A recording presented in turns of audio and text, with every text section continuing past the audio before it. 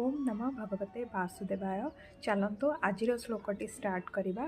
जगत प्रभु देव देव मनन्तं पुरुषोत्तम स्तुवन्नाम सहस्रेण पुरुष सत्त्वत धित्थित तमेव चार्चय नित्यं भक्ता पुरुष मम वयं ध्यायेन स्तुवन्नमश्चं यजमानेस्तमेव च अनादिनिधनं विष्णु सर्वलोकमहेश्वरं लोकाधिक्यस्तुव नित्यं सर्वदुःखाखातिगो भवेत् ब्रह्मण सर्वधर्मज्ञ लोकानां कीर्तिवर्धनं लोकनाथं महद्भूतं सर्वभूतभवद्भवम्।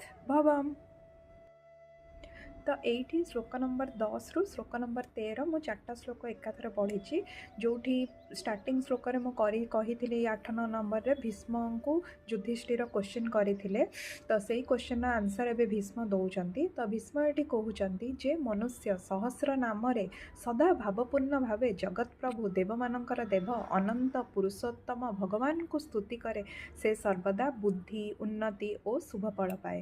जो व्यक्ति अच्युत अविनाशी पुरुष को नित्य ध्यान करे तांको स्तुति करे नमस्कार करे पूजा यज्ञ करे से विष्णुंकर कृपा प्राप्त हुए।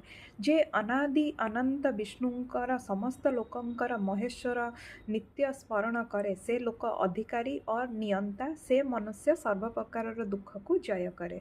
भगवान विष्णु को ब्राह्मण प्रिय समस्त धर्मर ज्ञाता लोकमानंकर कीर्ति बढ़ेवा शक्तिदाता से समस्त लोकंकर नाथ महात्मा समस्त प्राणी और सृष्टिर मूल कारण।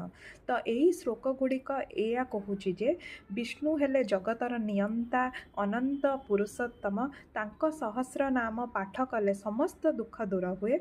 ध्यान नमस्कार पूजा करने द्वारा जीवन में शांति शुभ और सफलता मिले।